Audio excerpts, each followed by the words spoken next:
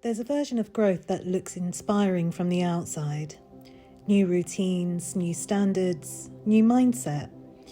Growth isn't just change you can see, it's change you feel deep inside, in the quiet moments when no one is watching. You start noticing subtle shifts in your thoughts and in your feelings. It's a shift that hits slowly, that feels raw, and sometimes that can feel lonely. It's a quiet moment where something inside you realises you can't go back to the way you used to see things. Situations that once felt normal start to feel heavy. Certain conversations leave you with a strange discomfort that you can't quite explain.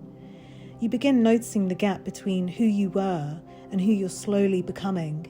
And that realisation can feel unsettling. Because growth isn't just about becoming stronger or wiser.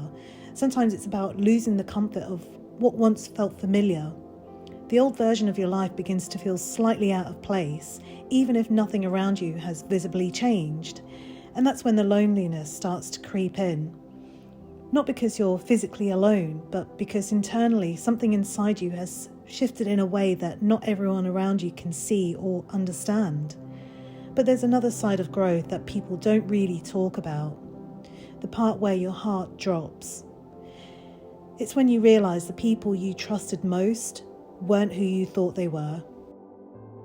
Because growth changes the way you see people. As you become more aware of yourself, your values, and what you're willing to accept, you also start seeing the behaviour around you more clearly. Things you once excused begin to stand out. Dynamics you once tolerated start to feel uncomfortable.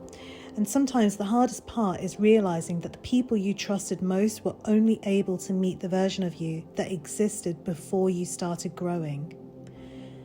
When your awareness shifts, the relationships around you don't always shift with it, and that's often where the loneliness of growth begins. I've experienced that. It's when the betrayal doesn't come from strangers, but from the people you felt safest with. It doesn't create anger at first. It creates a sinking feeling, like the ground moved and nobody else noticed. It's upsetting and soul-destroying, because you're not just grieving what happened, you're grieving what you believed, and that's heavier. And in my experience, what made it harder wasn't just what happened, it was how I handled it. I didn't expose anyone, I didn't shame anyone, I didn't look for revenge, I didn't even try to make them feel guilty. I just quietly removed myself. Externally, it looked calm, but internally, it wasn't.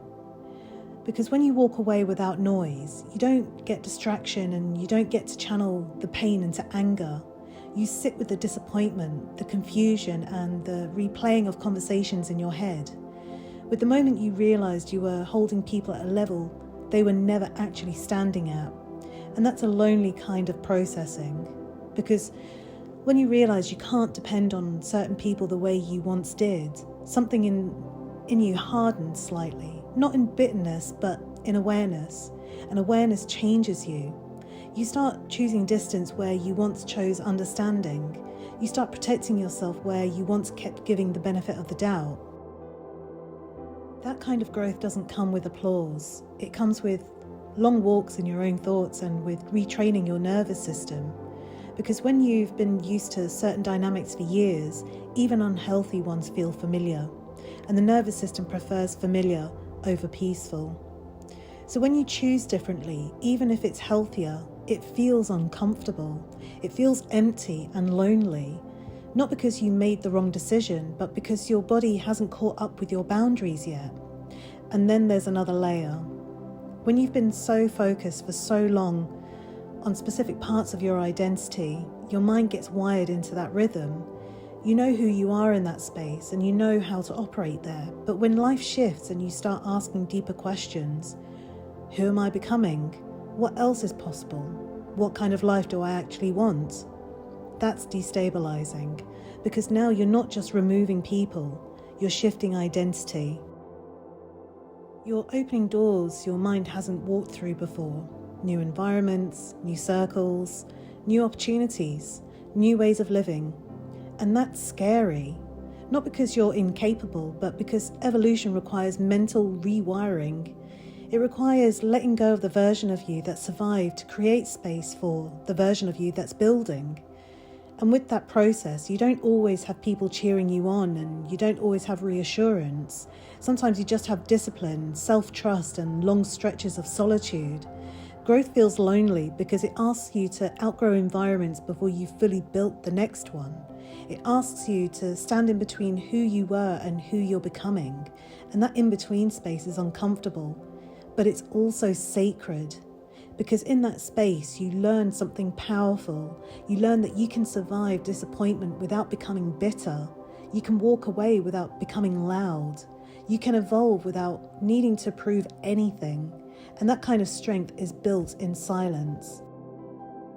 So if you're in that space right now, where your circle feels smaller, where your nervous system feels unsettled, and where your identity feels like it's shifting, you're not broken. You're rebuilding, and rebuilding is rarely crowded. It's intentional, it's internal, and yes, sometimes it's lonely, but loneliness during growth isn't a punishment. It's a transition, and transitions don't last forever. Stay steady in this season, trust the person you're becoming, and don't lose faith in yourself. Thank you for staying and listening. If this conversation resonated with you, you might also want to watch the next video, Learn to Prioritize Yourself Without Guilt. If you'd like to support this space, you can like, comment and subscribe. It genuinely helps this reach other people who might be sitting with the same questions. If you enjoyed my content and would like to support the channel, you can leave a little tip via the PayPal link in the description. And if you want to be here for the next conversation, you can turn on notifications.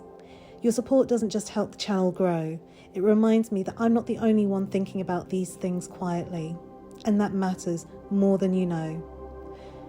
Sending you all so much love. Until next time, keep becoming.